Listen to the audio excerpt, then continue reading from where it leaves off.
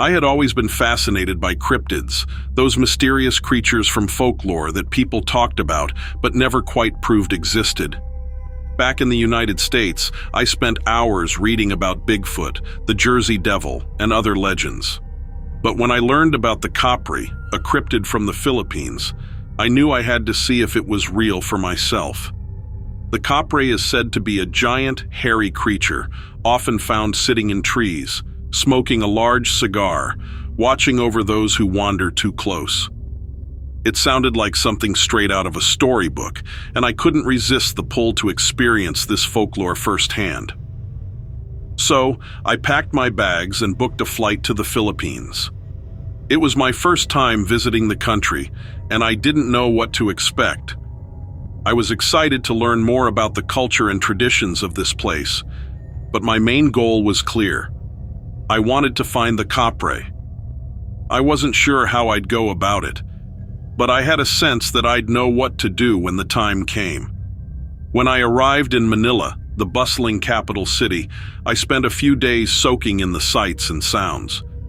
The streets were alive with energy, people selling food at every corner, bright jeepneys honking their way through traffic, and the chatter of a language that was foreign to me but somehow comforting in its warmth. I loved the Philippines already. But I knew that if I wanted to encounter the Capre, I'd need to leave the city and head into the rural areas, where the forests stretched for miles, thick with trees and secrets. After a few days, I found a small village that was rumored to be close to where sightings of the Capre had been reported. It was a quiet place, surrounded by dense woods, and it felt like the kind of place where stories were born. The villagers were friendly, though they looked at me with curiosity. I must have seemed strange to them, a foreigner with an unusual interest in their folklore. But they didn't mind, and I could feel the warmth of their hospitality. One afternoon, I decided to venture into the forest on my own, armed with nothing but a small backpack. The trees loomed high above me, their leaves forming a thick canopy that blocked out much of the sunlight.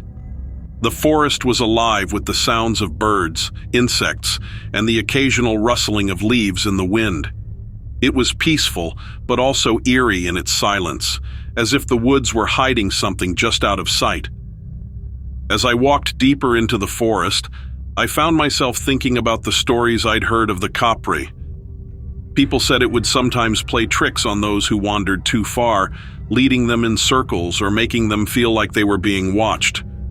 I wasn't sure if I believed that, but there was something about the atmosphere of the forest that made me feel like I was being observed.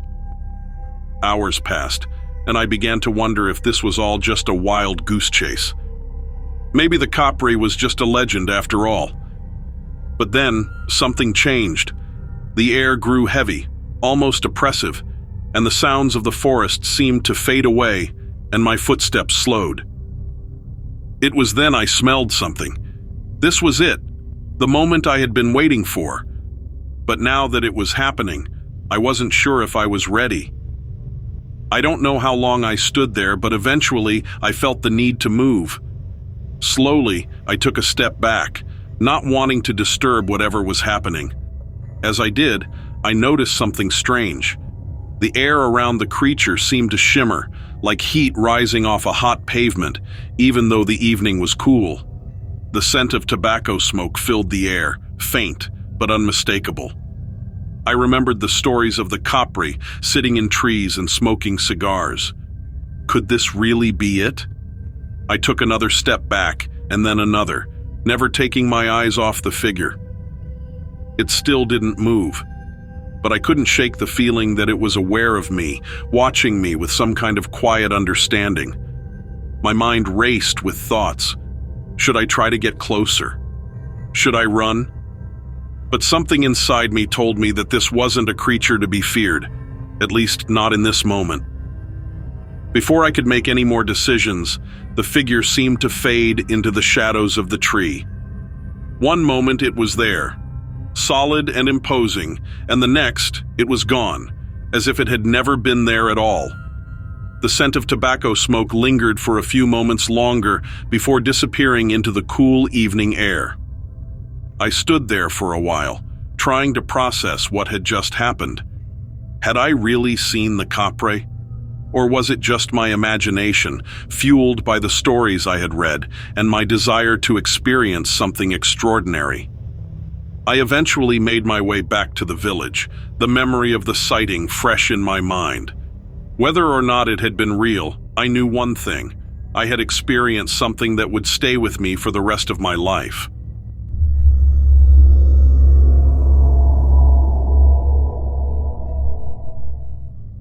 It was a warm summer afternoon, and my friend James and I were walking along the shore of Thetis Lake. We often came here after school to explore the trails and enjoy the peaceful sound of the water. The sun was still high in the sky, making the lake shimmer like a sheet of glass. The trees surrounding the lake were tall and green, and the air smelled fresh, like pine and earth. James and I had been best friends since we were little, and we always found adventure wherever we went. That day, we decided to take a path we hadn't explored before. It was a narrow trail, winding through the trees and leading closer to the water's edge. We were excited, thinking we might discover something new, maybe a hidden spot to skip stones or a secret view of the lake. As we walked, we heard the sounds of birds and the rustling of leaves. The lake was calm, and everything seemed peaceful. We were talking about school, about the usual things kids talk about, when something strange caught my eye. Out in the water, there was a ripple, but it was bigger than any fish or bird we had ever seen. At first, I thought it was just the wind playing tricks on the surface of the lake. But then I saw something else, something moving under the water. I stopped walking, and James noticed right away. He looked at me, then followed my gaze to the lake. The ripple was getting closer, and now we could see it wasn't just a wave. There was something in the water, something big.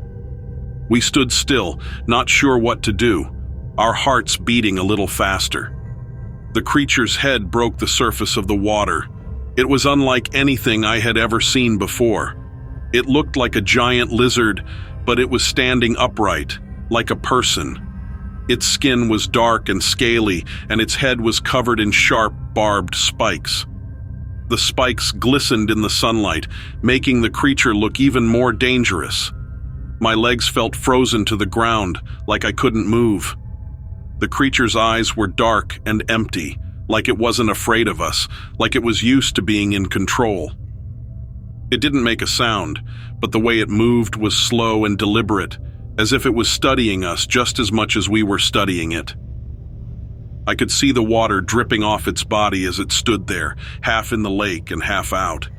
Its long arms ended in sharp claws, and I could tell it was strong, much stronger than us. The spikes on its head were the most frightening part. They looked sharp enough to tear through anything. My mind raced. What was this thing? A monster? A creature from the depths of the lake that no one had ever seen before? James tugged at my arm, snapping me out of my thoughts. We had to go, I knew that, but it was like my feet were stuck to the ground.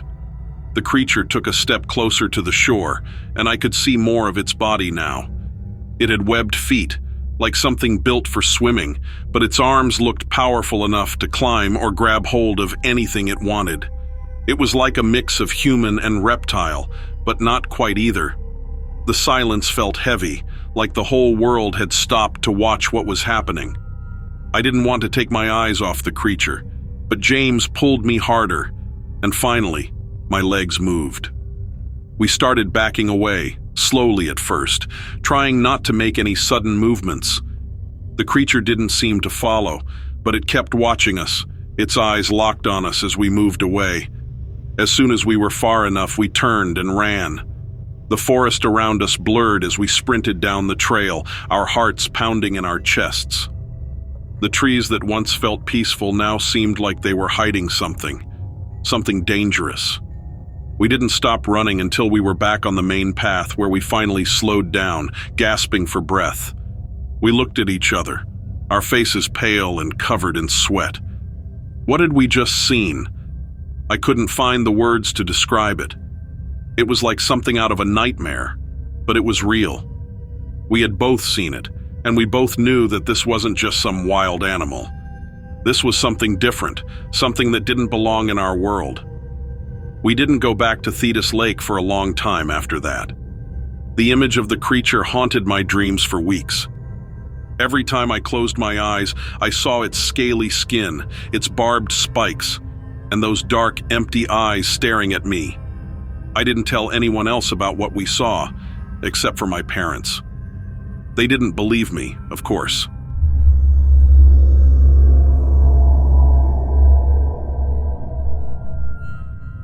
It was a bitterly cold winter day in 2016 when I stepped out of my car, the chill of the air biting at my skin.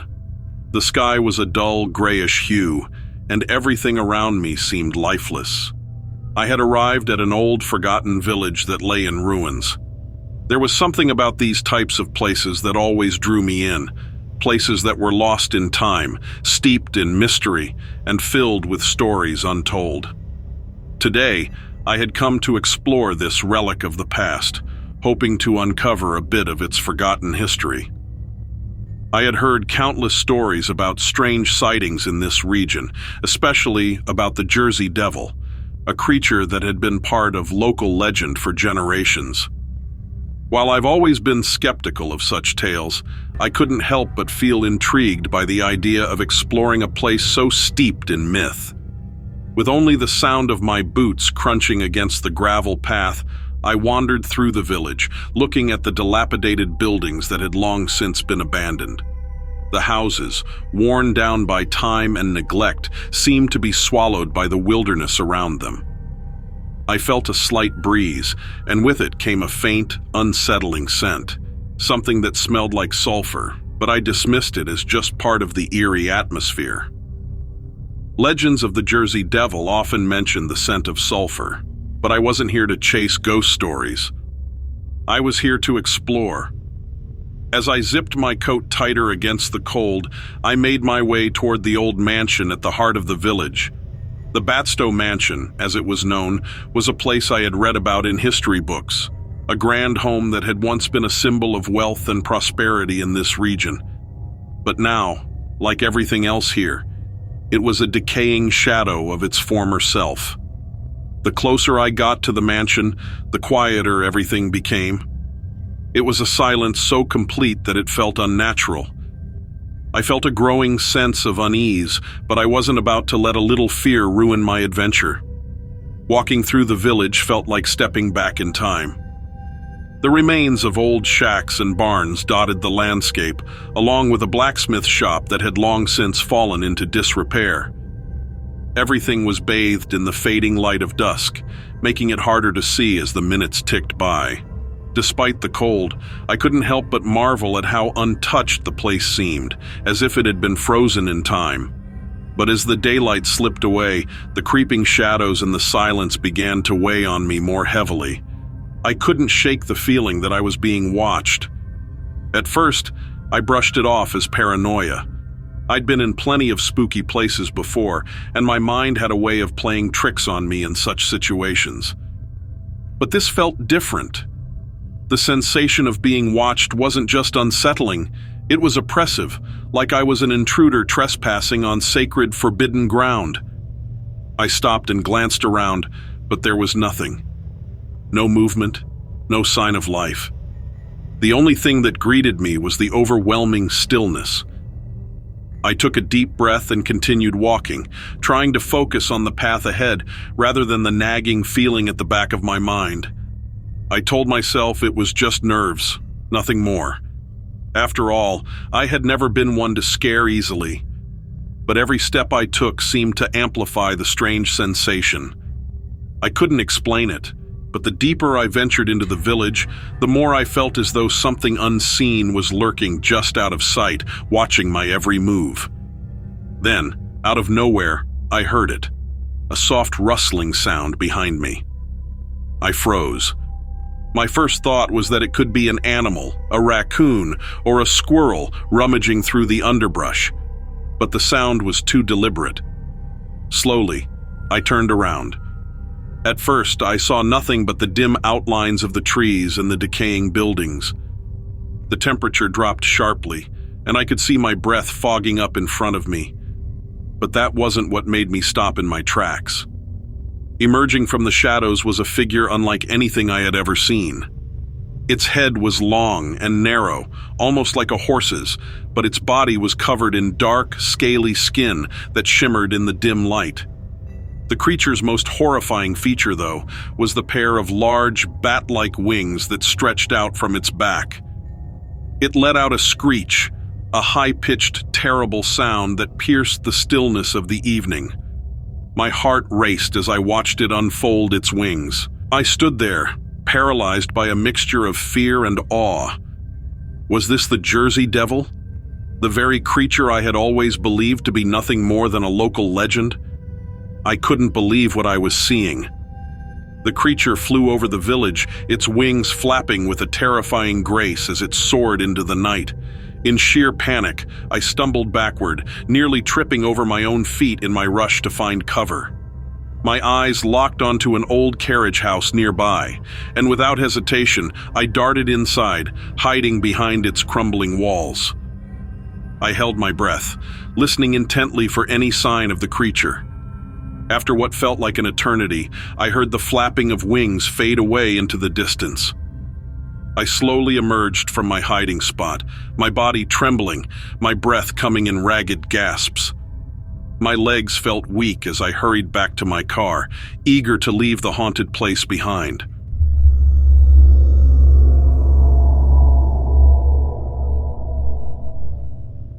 Devin, a 21-year-old college student from Fresno, had spent much of the pandemic feeling isolated. He found a way to stay connected by meeting new people online, which is how he met Layla, a girl from Oregon. They hit it off quickly, bonding over shared interests like movies, music, and future travel plans. After a year of messaging and video calls, they decided to finally meet in person. Instead of a simple weekend visit, Devin and Layla thought a cross-country road trip would be more exciting. It seemed like the perfect way to solidify their connection before school resumed in the fall. Their grand plan was to start in Oregon, drive across the country, and end up in New York before heading back. On paper, it sounded ideal. In reality, things didn't go quite as smoothly as they had hoped. From the very beginning, there were problems. First, there was a flat tire in the middle of nowhere. Then, a series of disappointing Airbnb stays. As if that wasn't bad enough, Devin and Layla started arguing over little things, directions, where to eat, and how to spend their time. The excitement of the trip faded quickly as frustrations grew. By the time they reached New York, the tension between them was at an all-time high. Layla, who had seemed so easygoing online, was much different in person. Nothing Devin did seemed to impress her. She spent most of the trip glued to her phone, unimpressed by the sights he thought were incredible. Despite the issues, Devin wasn't ready to give up on the relationship. He still held on to hope that they could turn things around, even though their in-person chemistry wasn't what he had imagined. Desperate to make things right, Devin did a quick Google search while at a gas station and found a place that looked promising: Falling Waters Preserve, a secluded spot in rural New York. The photos made it look peaceful and romantic, and he thought a quiet walk in nature might help them reconnect. It seemed like the perfect escape from the chaos of the city and their fraying relationship. But getting there proved to be more complicated than he expected. They got lost on the back roads, and Layla was clearly annoyed by the detour. By the time they finally arrived, it was nearly dark. The preserve that had looked so beautiful in the photos was now just a shadowy forest. The sound of rushing water in the distance was barely audible over the buzzing of mosquitoes. Layla walked ahead, slapping at the bugs and clearly frustrated. Devin trailed behind her, feeling the weight of the situation. He had hoped this would be the moment that salvaged their trip, but now he wasn't so sure. As he tried to catch up, something strange caught his attention. A clicking noise, like the sound of pulling zip ties tight, echoed from the trees. It was faint at first, but then it grew louder, like it was moving closer. Devin stopped and listened, wondering if it was just his imagination or maybe a small animal rustling in the bushes. The clicking continued, and then there was a rustling in the branches around him. "Layla?" he called out, his voice shaky. She didn't answer. He felt a chill creep up his spine as the noise suddenly stopped. Everything went silent. He tried to convince himself it was nothing. A rabbit, maybe, or a squirrel. But something didn't feel right. He quickened his pace, hurrying to catch up with Layla. That's when he saw it. Out of the corner of his eye, something pale and fast darted through the trees beside him. His heart raced as he turned to look. There, just a few feet away, was a figure unlike anything he had ever seen. The creature stood on all fours, its skin pale and smooth like a corpse. It was almost as tall as Devin, but its back legs were bent like a dog's, giving it an unnatural hunched posture. The face was human-like but hollowed out, with deep sunken eyes that were entirely black. It had no nose, no hair, and no expression other than an eerie blank stare. Devin froze in place, too terrified to move. The creature opened its mouth, revealing rows of sharp, dog-like teeth, and let out a low, guttural screech. Devin's body reacted before his brain could process it. He stumbled backward, shaking with fear. Then the creature bolted into the woods. Breathing hard, Devin sprinted back down the path toward the car, his legs trembling with each step. When he reached the car, Layla was already inside, scrolling through her phone as if nothing had happened. He yanked the door open, frantically trying to explain what he had just seen. "There's something out there," he gasped, still out of breath. Layla barely glanced up from her screen. When she did, she gave him a look of disbelief. Devin was too shaken to argue. He just wanted to get out of there as fast as possible. The next morning, Layla booked a flight home and left without saying much. The road trip had officially come to a bitter end. She didn't believe Devin's story about the creature in the woods and thought he was making excuses for being scared. Though no one believed him, Devin knew what he saw that night. After researching online, he stumbled upon stories about a creature called the Rake. It matched the description of what he had encountered in the dark woods of New York.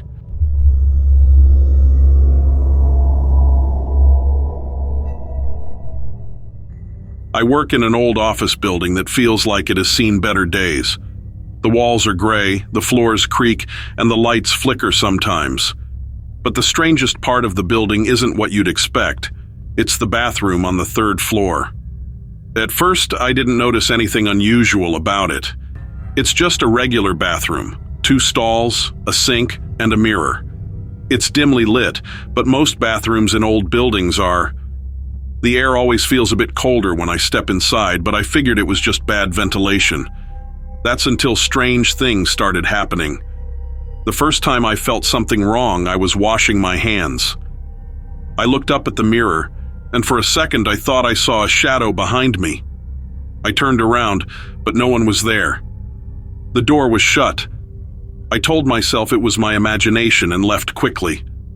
After that, I avoided the bathroom. But one day, I had no choice. The other floors were being cleaned, and I had to go back to that eerie 3rd floor bathroom. As soon as I opened the door, the air felt heavy. It was colder than usual, and I could hear a faint dripping sound, though the taps were dry. I stepped inside, and the feeling of being watched crept over me again. I went to wash my hands and tried not to look in the mirror, but my eyes couldn't help it. When I glanced up, I saw something that froze me. There, in the reflection, was a dark figure standing in the corner, motionless. I spun around. No one was there, but I could feel it. I wasn't alone. I hurried out of the bathroom. I tried to convince myself that it was just stress, anything to explain what I'd seen. But deep down, I knew something was wrong with that bathroom. I started asking around, quietly at first. That's when I heard the story. Years ago, a man had taken his life in that very bathroom. They said he had been working late, alone in the building. No one knew why he did it, but some people whispered that his spirit never left. Others had seen the same shadowy figure or felt that cold, heavy air when they entered the bathroom. I stopped using that bathroom after that. I wasn't the only one. People avoided it whenever they could, but every now and then I'd pass by and I'd hear the faint sound of water dripping from inside, even though the taps were off. I knew the spirit of that man was still there, trapped in the place where he took his last breath. Even now, I feel uneasy just thinking about it. Some say spirits linger where they've suffered the most, and in that bathroom on the 3rd floor you can still feel the sadness and loneliness of a life that ended too soon.